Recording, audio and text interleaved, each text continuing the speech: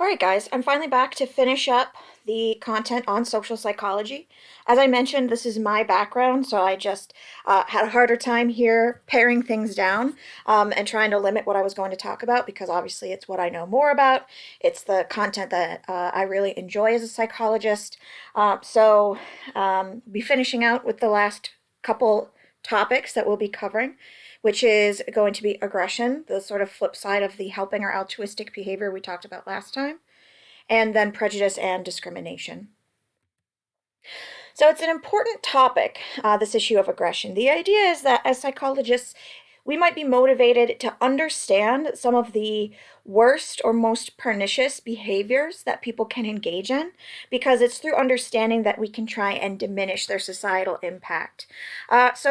Aggression ranges in the ways that it's expressed and in the sort of situations that prompt it. Classic examples that we culturally sort of accept as places where aggression takes place, something like road rage, was talked about quite a bit when the term was first coined a couple decades ago. The idea that something about driving and traffic being in a frustrating situation can prompt people to act more violently or more aggressively than they might in normal life. Bar fights, the idea that we want to understand what about the bar environment, be it the drinking, be it the disinhibition that happens even when alcohol is not the primary factor. What about those kinds of environments tends to prompt people to become violent or aggressive? You might think that instances of, let's say, professional wrestling might count as aggression.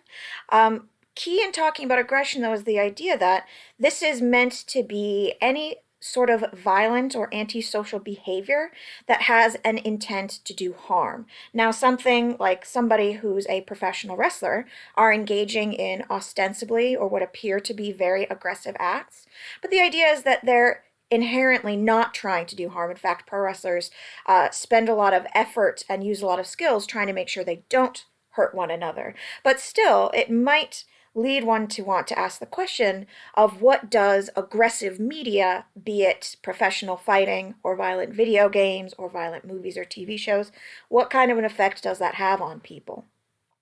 We are definitely motivated to understand why particularly horrific acts of aggression happen. So in the United States, we obviously have a huge problem with mass shootings and with violent behavior enacted on large scales. The idea is that we're interested in understanding, for example, the effect that different aggressive cues have on people. So the expansive availability of firearms in this country, as psychologists, we want to understand what that might be doing to people. We're additionally very motivated to understand something like bullying. So bullying or peer-to-peer aggression, this is going to be something that we're interested in because we might want to understand the developmental effects that something like bullying can have. So bullying we tend to associate with young people, with people in elementary school or middle school or grade school. And the idea is we want to understand how bullying takes place and why it takes place, because that is a form of aggression that can do a great deal of harm. And in fact, we would also consider something like suicide or self-harm to be a form of aggression, one that's directed towards the self. So people who are interested in suicidality and self-harm, they're in fact also studying a particular kind of aggressive behavior. So all of these provide examples of varying levels of aggressive behavior, all of which we are likely motivated to want to understand how aggression impacts us, how seeing and witnessing aggression impacts us, how the experience of being aggressed against impacts us, so that we can understand and diminish the likelihood that people will be aggressive. So like I said, aggression is going to be any physical or verbal behavior intended to cause harm. So critically, the idea is the intentionality behind it. It's when you're doing something to hurt someone else. So if you're an actor in a movie and you have to slap someone else on camera, that would not necessarily be aggressive. If it's not meant to do harm, it's got some other intention behind it, we wouldn't necessarily call it aggression. There's different ways that aggressive behavior can manifest. There might be what we call hostile aggression. So this is aggression driven by anger.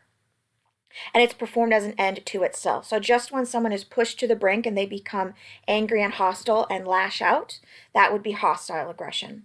Instrumental aggression, on the other hand, is when you're trying to get something, when you're trying to perform the aggressive act as a means to an end. So something like engaging in crime to try and get money. So robbing someone, for example, at gunpoint. That would be instrumental aggression because likely most criminals have the intention behind the aggressive act of getting something in the end. So sometimes people are aggressive just because they're angry and they lash out. Sometimes people are angry and aggressive because they're trying to get something out of the situation. Violence specifically is going to be aggression that has extreme harm as its goal. So not all violence is aggressive, but not all aggression is violent. So something like relational aggression, which would incorporate something like bullying, spreading nasty rumors, gossiping about people with the intent to harm them, right? It doesn't necessarily need to rise to the level of physical bullying and altercations to be aggressive, but something is only violent aggression when there is that physical, harmful, physically component to it. Lots of research has uncovered these different factors that can help lead to aggression. So, on one hand, we've studied the individual or personality based factors that might lead someone to be aggressive. So, we've tried to identify traits or semi stable personal characteristics that might predispose someone to being more aggressive. So, for example, a trait like narcissism, which is to have an extremely inflated sense of self. Narcissistic people tend to present with very high self-esteem, but they're also very, very defensive. So someone who's narcissistic, this is a trait that can predict aggression, particularly when sense of self or self-concept is threatened. We know that there's gender differences in the way that aggression manifests. Now, men and women don't actually tend to aggress very different amounts overall. But the sort of stereotypic notion of men engaging more so in physical aggression, whereas women are more so inclined to engage in less direct relational aggression, there certainly is a sex difference there. If you were raised to have positive attitudes about violence, so certainly there are certain cultures or backgrounds in which violence might be seen as a positive attribute, certain cultures where defending oneself is seen as a good thing. There are certain environments and certain cultures in which there are positive ideas about violence. The situation, though, can prompt any sort of individual towards aggression. So situational factors, this could be any sort of a cue that prompts someone towards aggression. So this could be, for example, the weapons effect that I'll talk about a little bit more. A weapon in and of itself is a tool for aggression and nothing else. So guns in particular have been studied quite a bit as an aggressive cue. The idea is just having a gun present or pictured can increase the likelihood that any individual might engage in aggression. A situational factor like provocation, anytime you feel slighted or insulted, this certainly can make any kind of person more disposed to engage in aggression. So this might be the kind of thing that helps us explain, for example, something like bar fights. Why do people tend to engage in more fights in a bar? Well, we do know that situational factors like the consumption of alcohol can decrease inhibition. Now, it's not necessarily the case that everyone has a few drinks and suddenly flies off the handle, but it does lower inhibition, so it might make it more likely that somebody engages in provocative behavior that ends up insulting someone else, and thus the cascade might lead to the onset of aggression. Other sorts of cues, frustration. I think we can all relate to the fact that sometimes if you've been very frustrated or you feel like something's not going your way, that you kind of get angry. Anyone who's ever, let's say, had a cell phone that malfunctioned, the inclination to want to throw it across the room. The idea is that if we're blocked from goals and feeling very frustrated, certainly it's a somewhat natural response to feel a bit of anger that can sometimes manifest in aggression. Anytime we're in pain or uncomfortable, right? They say a hit dog will holler. It is certainly the case that animals and humans alike when in pain, are more likely to want to lash out. So if we do put people into uncomfortable situations, it is more likely that they will, particularly when provoked, engage in aggression. There's an interesting relationship between heat or temperature and aggression. It's the case that more violent crime occurs in the hot summertime months. It is also the case that more violent crime tends to happen in warmer climates.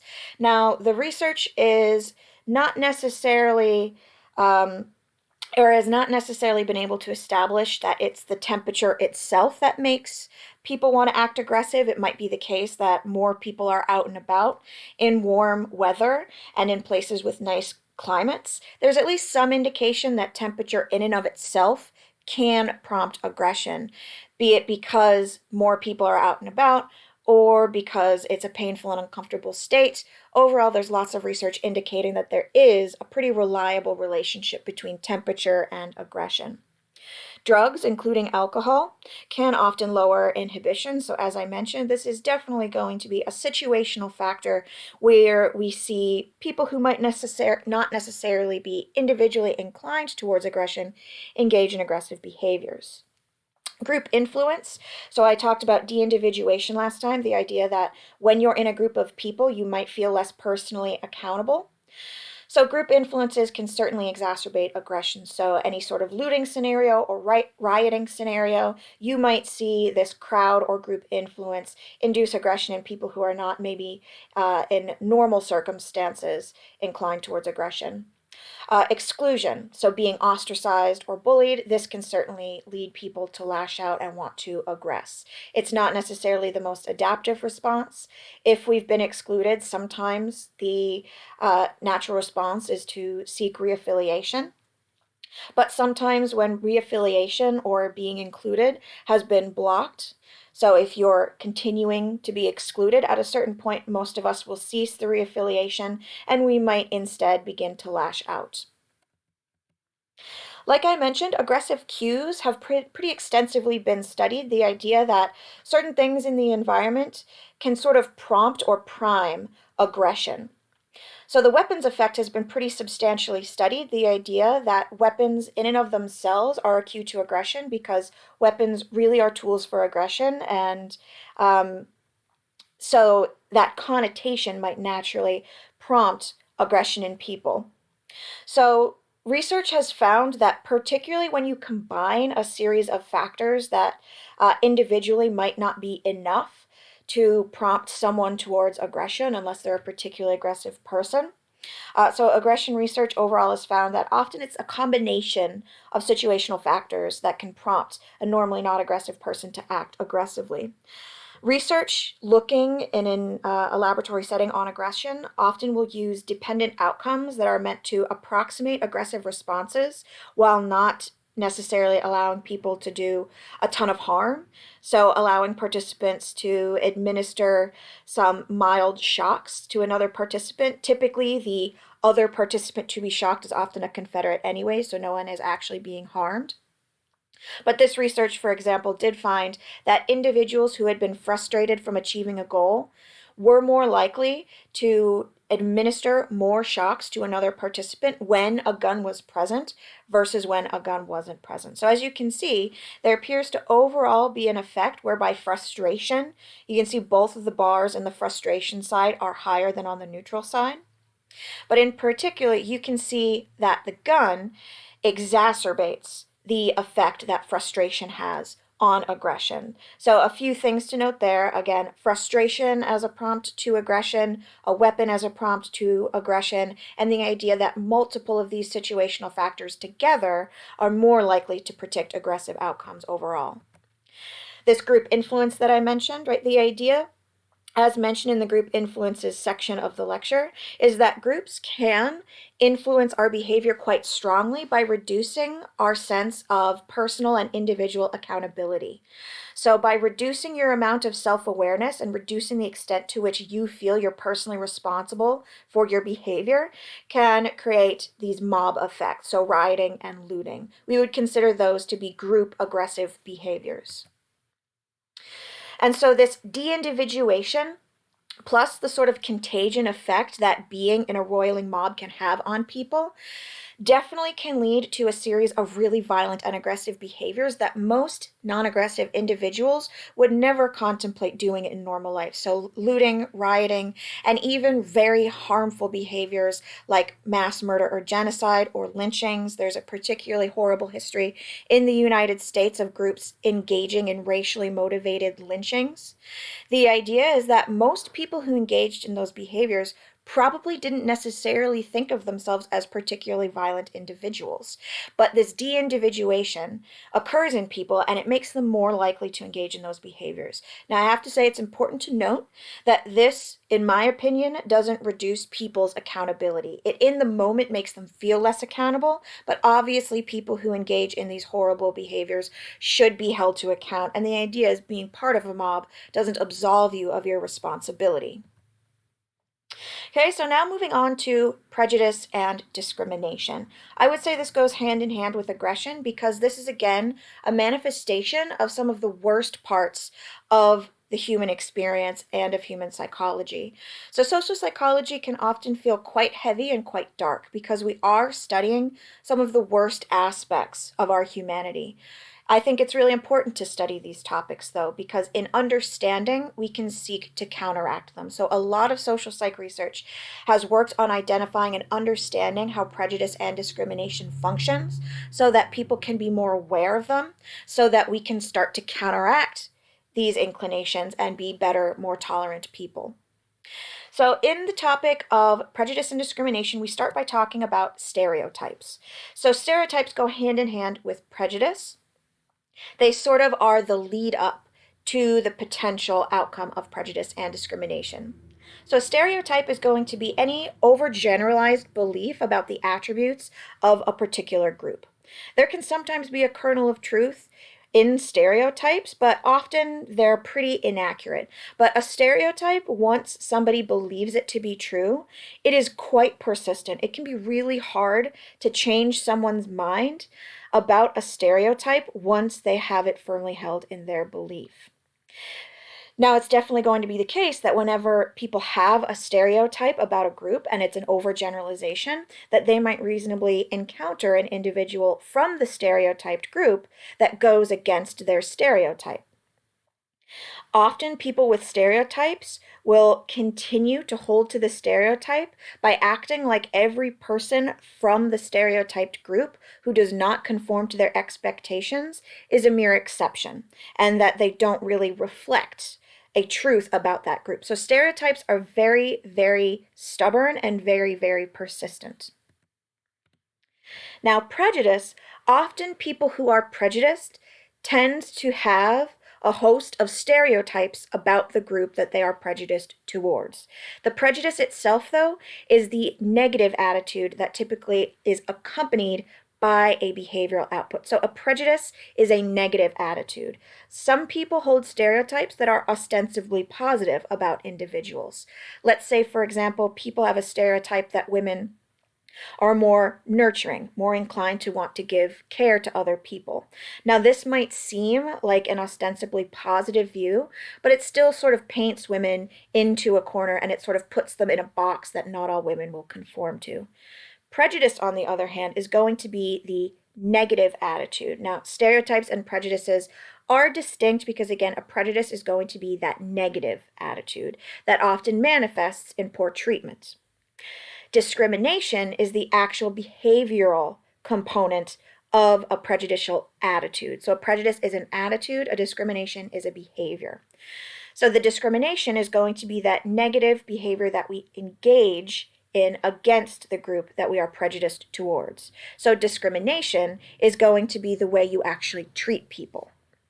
So, for example, the history of racism in the United States, right? People held prejudicial attitudes about African Americans in this country.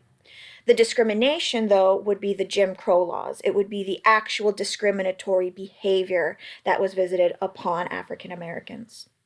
So discrimination is often the result of prejudice, right? Often people have a negative attitude towards a group that causes them to behave negatively towards them.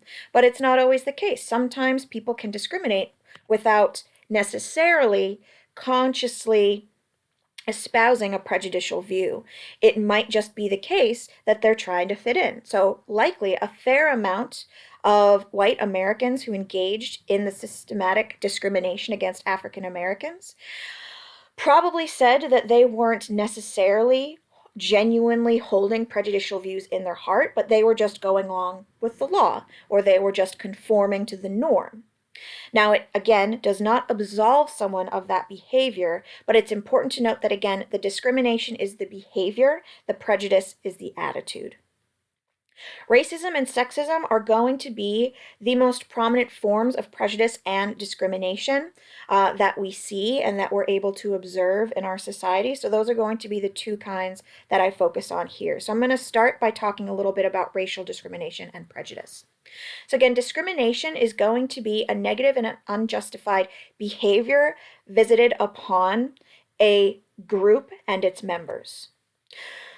So it certainly is the case that there's still racial discrimination in the United States. I think there's an abundant amount of evidence that certainly racial minorities in the United States are not treated as well as their white counterparts. So an interesting research study on discriminatory behavior by landlords sent out a series of applications to rent a housing unit, and they manipulated the name of the person on the application. What they did is they sent out a series of identical applications, so income and background information was all the same, but the quote-unquote white name of Patrick McDougal received a far higher amount of positive responses when applying for an apartment.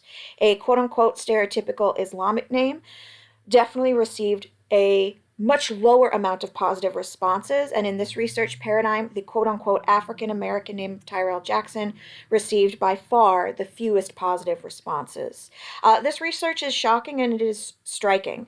The responses that the application with the name Tyrell Jackson got were by far the most discriminatory and the most prejudiced. The responses that the researchers got back were questioning whether or not the individual named in the application could really afford the apartment, which is an offensive question that neither of the other applications received. So housing is going to be an area of research where we are highly motivated to understand discrimination and how it manifests. We all need housing, so the idea that people are being unfairly discriminated towards because of the color of their skin, we want to understand the extent to which that's happening because we want to be able to help people be treated more fairly. Okay, so talking more about racial prejudice. So racism is any prejudicial attitude or discrimination towards people of a given race. So in talking about racism, particularly in the United States, obviously there's a long history of racism towards African Americans, but there's also racism towards other communities of color, towards Latinos, towards Native Americans, towards Asians. America has a long history of racist behavior towards different groups. So racism is going to be any of these prejudicial attitudes and any of these discriminatory behaviors towards people of a given race. Again, it's not always going to be motivated by explicit prejudice. The idea is that some people are going to engage in discriminatory behaviors because they're just going along with a norm. And again, I would say it doesn't absolve people whatsoever, but it helps us understand where these behaviors come from. Some people like to say that they don't see color. Research has really looked into these quote-unquote colorblind individuals to try and ascertain whether or not this is a real thing. By and large, the idea of being colorblind and it being an excuse for why you can't be racist, the research does not support that this is a real thing. You can claim to be colorblind, but unless you're literally colorblind, you see race. This is a major identity signifier in our culture. We see and we categorize one another according to race. So it's not necessarily racist to identify people being of different races. This is just a common identity signifier that we use. What is racist is actually using those interpretations to treat people differently. Now, the categorization by racial groups, this is not necessarily, let's say, biologically or innately, let's say, programmed into the way we understand people. Genetic variation between racial groups is basically negligible. Genetically speaking, we're all the same. So, what causes people of different racial groups to have such different identities and to be treated so differently? Culture and history plays a large part. The idea is that our notions about racial categorization are largely due to the way that culture helps us understand race. So, to give you an example of this race as culture, for example, at the beginning of the 1900s, or towards the ends of the 1800s and into the early 1900s in the United States, there was a lot of immigration from certain European countries, including Italy and Ireland. And at the time, people from those countries were not considered white. They were considered to be a different ethnic group entirely. And thus they were discriminated against when they immigrated to the United States. Now, obviously, now we would put people from those countries into the category of white. And the idea is, it seems so real, it seems so concrete that people exist in these different racial groups. But who we consider to be part of what group, even in a racial sense, is going to be largely culturally determined. In terms of understanding the status of racial prejudice in the United States, it's important to get a handle on just how people are viewing the problem. A fair amount of white Americans tend to think that racial prejudice is maybe not so much an issue anymore. So, research has tried to understand just where the attitudes are. And for example, research has found that 44% of white Americans at the time of this particular research indicated that they knew people with racial prejudices. So, almost half of white Americans identify that there's at least some people in their life who harbor racial prejudices. And 14% of people even went so far as to indicate that they themselves had prejudices. So the idea is that racial prejudice still exists out there, and you can try and explain the problem away as just fading away with the passage of time. I would say that that's the wrong approach. There's certainly still a lot of prejudices that exist in the modern United States. So, are racial prejudices going away? Some people definitely think that things are getting better. And in fact, attitudes towards blatant discrimination have changed largely for the better since the first half of the 20th century. So, legally enforced discrimination and segregation, that all went to the wayside during the Civil Rights era. There are fewer people today than in, let's say, 1960s of people who are willing to uh, endorse or communicate explicitly racial attitudes. Whether or not they hold those attitudes and just are uncomfortable communicating them, that's another story. And when white individuals are asked if they would vote for a qualified black president, most of them say yes to that question. Now, despite the fact that these are all good things, it's important to keep in mind that there's a big difference between saying that you, in theory, would vote for a qualified black person and in practice, actually perceiving any black person as being qualified. So you can't just ask people what they believe, you do have to look at how they behave. Okay, now I would say a more realistic and uh, clear eyed vision of the current status of race relations in America would have people saying that no, racial prejudice is still a huge problem. So if you look at hate crime statistics year to year, for example, I have the 2014 data here, a lot of hate crimes are racially motivated. Some are motivated by gender, perceived immigration status, sexual orientation, religion, or disability, but a fair amount, a lot of hate crimes are racially motivated, by far the biggest part of the pie. Modern racism, though, is going to manifest in ways that are likely not quite so explicit as they might have been in decades past. So, more subtle beliefs and what we term dog whistles. So, this dog whistle term refers to any sort of roundabout racist or prejudiced statement that doesn't come right out and say it, it just sort of implies at the racist attitude. Treating people differently, but then claiming that the different behavior was not racially motivated, despite the fact that the discriminatory behavior is systematically visited upon people of color. And also a denial that discrimination is a problem in a way that is meant to try and undercut or undermine efforts to reduce racial disparities. All of those are still ways that racism is allowed to flourish in ways that are maybe less explicit. So, more subtle versions of racism still happen and disproportionately affect certain ethnic groups in our country. So, racial minorities tend to be rejected from jobs. And again, the reason given for the rejection will often downplay the racial component.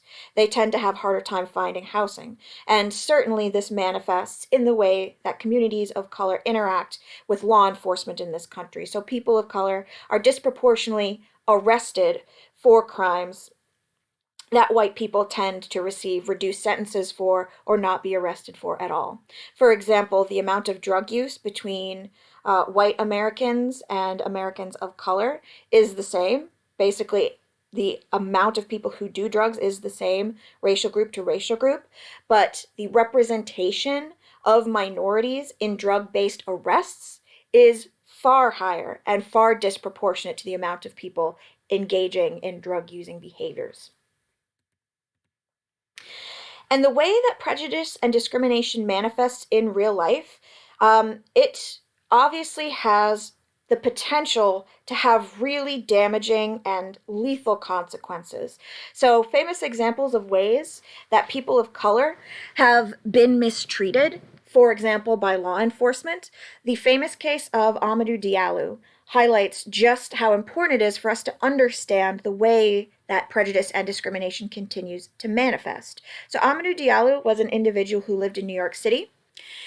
He was apprehended by police as he was entering his apartment building. Now, he didn't speak English, and so when police officers began talking to him, he went to reach for his wallet, likely to provide identification. Police officers then shot him 41 times, finding nothing but his wallet in his hands. The police officers claimed that they thought he was reaching for a gun. Now, research on the ways that we perceive different people has definitely hijacked this idea to try and understand how race could partially affect the way that we interpret a situation. So, what would prompt a police officer to interpret a wallet as being a gun, and does race play a role? So, this tragic case of Amadou Diallo inspired a lot of research on interpreting individuals as having a gun or not having a gun. And the research has found that often it is the case that a black individual in a research paradigm holding an ambiguous object is more likely to be interpreted as holding a weapon. A more recent tragic case of the way that the discriminatory effect of policing on black individuals in our country is the sad case of Kalief Browder. So Kalief Browder was a young man. I believe he was 16 at the time he was arrested. So he was arrested under suspicion of stealing a backpack. He maintained his innocence, but since he refused to plead guilty, he was sent to Rikers Island, and he ended up spending 3 years without going to trial. I think most people are familiar with the idea that in the United States we are theoretically entitled to a speedy trial. It doesn't always work that way in practice. So sadly, Kalief Browder spent years in Rikers Island, a lot of that time in solitary confinement. Now, eventually, the charges were dropped. Like I said, it wasn't him. It was the wrong person. They had arrested the wrong person. But the experience was so psychologically damaging that he did tragically end up taking his own life a few years after he left prison.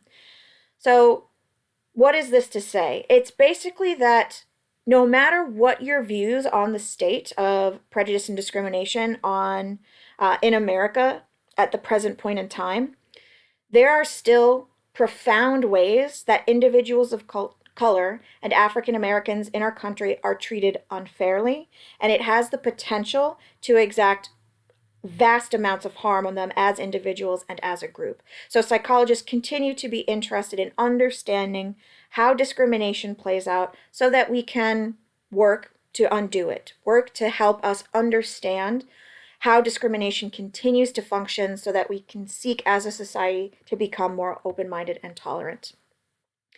Now, shifting gears slightly to talk about gender prejudice and sexism. So sexism, on the other hand, is going to be prejudicial attitudes and discriminatory behavior based on sex. So typically, this is going to be sexism targeted towards women. Now, modern sexism, again, there's not quite as much explicit sexism that goes around these days. People are less likely to, for example, say that women shouldn't be allowed to work or shouldn't be allowed to do certain jobs. Modern sexism takes on, again, at times slightly more subtle or pernicious instantiations. So, for example, being mistreated in the workplace. Classic case of Anne Hopkins, who sued her employer for unfair treatment.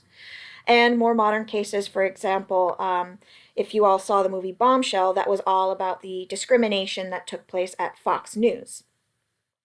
So, workplace sexism, women being unfairly denied promotions, unfairly not getting hired at particular jobs. That's how sexism tends to operate these days. Additionally, we see a lot of what we call benevolent sexism. So, like I mentioned a few minutes ago, not all stereotypes are ostensibly negative. Sometimes stereotypes about individuals, or about groups, sorry, tend to at least seem on their face positive.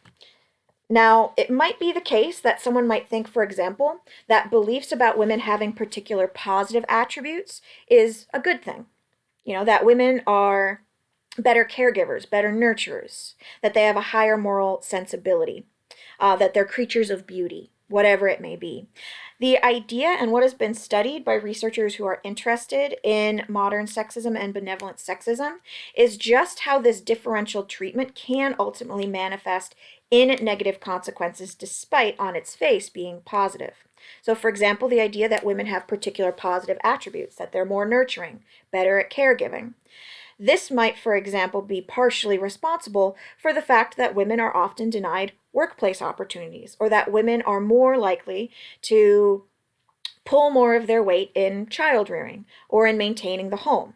So, a belief that women have some sort of particularly positive attribute can lead them to be treated unfairly. Additionally, the idea of benevolent sexism has also been studied in terms of this idea of women being held on a pedestal. So, the idea that women are sort of expected to conform to this sort of idealized femininity, and women who tend to fall short of those idealized versions of themselves tend to be met with scorn. So, whenever women don't conform to standards about beauty and appearance, whenever women don't conform to standards surrounding motherhood, a lot of times women are met with particular scorn whenever they don't live up to those, on their face, positive beliefs about women. So, this is all to say that even if it might on its face seem like a positive attitude and that it's not prejudice, even what we term benevolent sexism can lead to negative consequences. So now moving on to talk a little bit about what research has uncovered as the root of prejudice. So where does prejudice come from? Where do prejudicial ideas come from? So some various ideas that have been studied. One is what we call the scapegoat hypothesis. So this is the idea that sometimes prejudice comes from a desire to blame other people for our own personal struggles. So for example, prejudice against immigrant communities. A lot of the times, this prejudice is rooted in a fear that immigrants might, for example, be taking job opportunities from other people. Now, the research on jobs and job opportunities seems to indicate that it is not immigrants coming to the United States that are to blame for diminishing job opportunities. It's mostly things like outsourcing to other countries and other corporate large-scale behaviors, but the idea is that it might be easier to blame a struggling immigrant for your own personal struggles than to blame the broader system that brought about your struggles. So this goes hand in hand with what we call the just world hypothesis. This is the idea that people are psychologically motivated to believe that the world is a fair place and that people get what they deserve. This might seem like potentially a positive sort of way to look at the world, the idea that the world's an inherently fair place. I would argue that it more so leads to bad outcomes than good outcomes. The world's not necessarily fair. Bad things do happen to good people, and good things do happen to bad people. But psychologically, we have this motivation to think that the world ultimately is a fair place, and people do get what they deserve.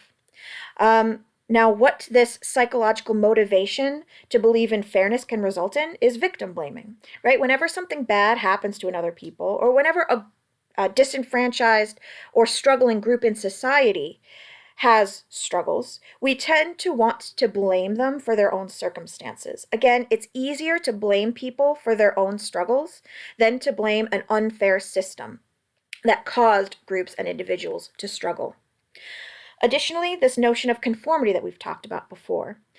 Prejudices, biases, and discriminations can start to be social norms. And if it's the norm that you see around you and you see other people engaging in prejudicial behavior, or if you grow up in an environment where prejudice is the norm, it's a lot more likely that you can be induced to merely conform to those standards. There's distinct kinds of prejudice. Now, prejudice can be what we call overt. So this is explicit, conscious, or thoughtful prejudice, where someone can explicitly communicate the nature of their prejudice. People who have these explicit prejudicial inclinations can often be educated out of them. So if somebody does have an explicit prejudicial attitude, having just exposure to the group that they're prejudiced against and learning about them can help reduce the likelihood of that prejudice occurring. Prejudice can be more subtle, though. It might be an automatic response or a sort of a negative feeling or inclination that you have around a person from another group, and you can't really necessarily explicitly communicate the nature of your reaction. You just sort of have a feeling. So just sort of having these subtle and automatic feelings about people can be rooted in prejudice. And a lot of the time, this is going to come from harboring stereotypes. If you have a cognitive framework in place where you hold certain stereotypes about individuals, it's going to possibly sort of automatically become activated in ways and in situations when you're maybe not even explicitly aware of them. So research has studied this phenomenon of what we call implicit prejudice. So implicit prejudice is going to be any time you have this negative or prejudicial attitude, but you have little or no conscious awareness of having this response. So the idea is this is going to be that more subtle or automatic kind of prejudice, but that it might have a subtle sway on the judgments that you make and the behaviors that you engage in. So the idea is, how can you measure implicit prejudice if it's not something that necessarily has an explicit component to it where people are able to verbalize it? If it happens automatically, how can you study it? Researchers have cleverly tried to get at measuring implicit prejudice by using more subtle measurement techniques. So for example, physiological measures. So just having a slight change to your facial expression that approximates a frown, having your arousal or reactivity go up a little bit when you're around a person from an outgroup. So the idea that you could measure cardiac output or maybe sweating on the palms.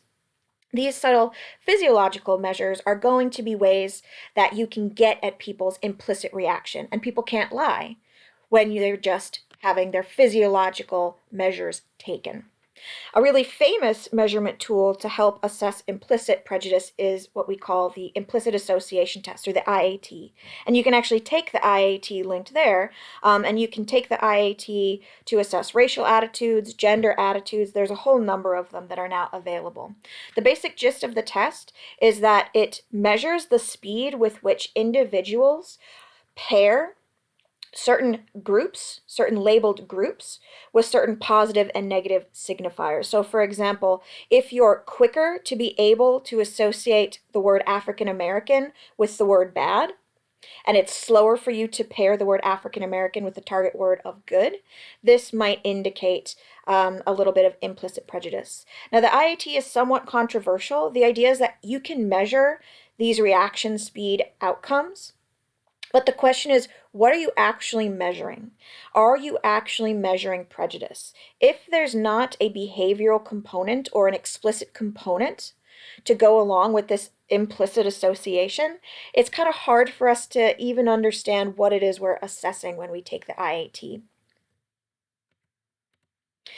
Okay, in terms of some consequences that would be affected when someone engages in prejudice.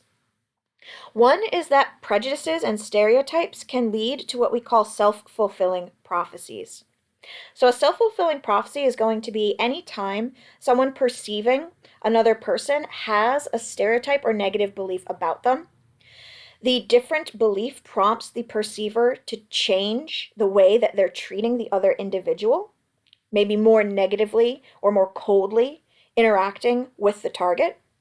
The target then changes their behavior, not consciously or on purpose, but being treated more negatively or more coldly causes the target to behave in ways that helps confirm the perceiver's initial beliefs.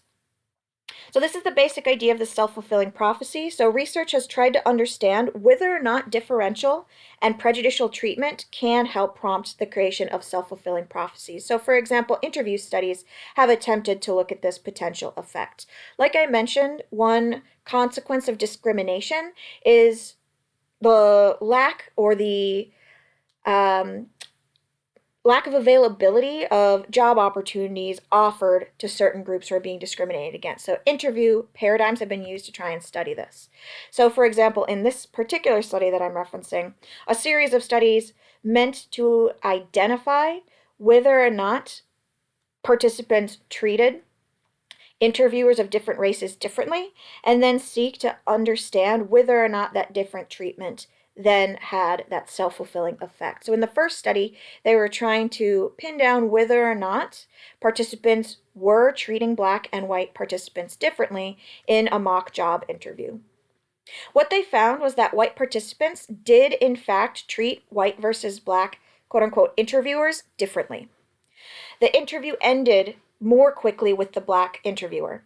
The white participants sat farther away from the Black interviewers and made less eye contact. They were more likely to stutter or stumble over their speech. They were basically acting more nervous towards the Black individual. Now, these were not necessarily participants who had explicit prejudicial views, but their behavior told a different story. What the researchers then did, upon identifying the ways that the Black interviewers were being treated differently, was they wanted to then train interviewers to have the quote-unquote white treatment or the quote-unquote Black treatment. So the Confederates then interviewed a white participant for a job. So participants were randomly assigned to either get, like I said, the treatment that Black participants received in study 1, so the farther distance, the lack of eye contact, etc. Okay, so what was being manipulated here was the way the participants were treated. The results indicated that the participants, the people being interviewed, performed better when they got the treatment that white participants tend to receive than if they got the treatment that the Black participants received. So this basically supports the idea of the self-fulfilling prophecy. If you're being treated in a way that's subtly discriminatory, if an interviewer is treating you in a way that's colder or more nervous, it does tend to impact your success. It does then change the way that you respond, right? If somebody who's interviewing us is treating us like they're nervous and treating us like they don't like us or want us to be there, it definitely impacts our behavior and it makes it harder for us to succeed at the interview. Okay, so this all goes to show that the way that we treat people can definitely create this self-fulfilling prophecy. Now, lastly, like I mentioned, research on prejudice and discrimination, the goal is really to understand how we can combat these negative societal influences. So research trying to understand how we can reduce the impact of prejudice or how we can combat prejudicial ideas once they're in effect. One hypothesis is that maybe it's just about exposure. Maybe you can just put different groups into the same environment and eventually they'll just learn to get along. Now, research has found that that's really not enough. Just forcing people to interact does not tend to help them have more positive views about one another. The idea is that it's a lot more effective to encourage what we call superordinate goals or cooperation. So having people actually work together for a communal goal, that's what changes people's minds about one another. So the most famous study looking into this is the famous Sharif's Robbers Cave study. So the basic paradigm of the Sharif study is that boys came to a summer camp and were placed randomly into two different groups. I think it was the snakes and the rattlers or something like that. It was basically just two different teams. It was like placing people into a Hogwarts house. So initially, the two different groups of these young boys were put into competition with one another. They had to fight for certain prizes and certain positive outcomes, and it ended up creating a lot of chaos. There was a lot of fighting between the two groups, and a lot of negative ideas within groups were formed about the outgroup.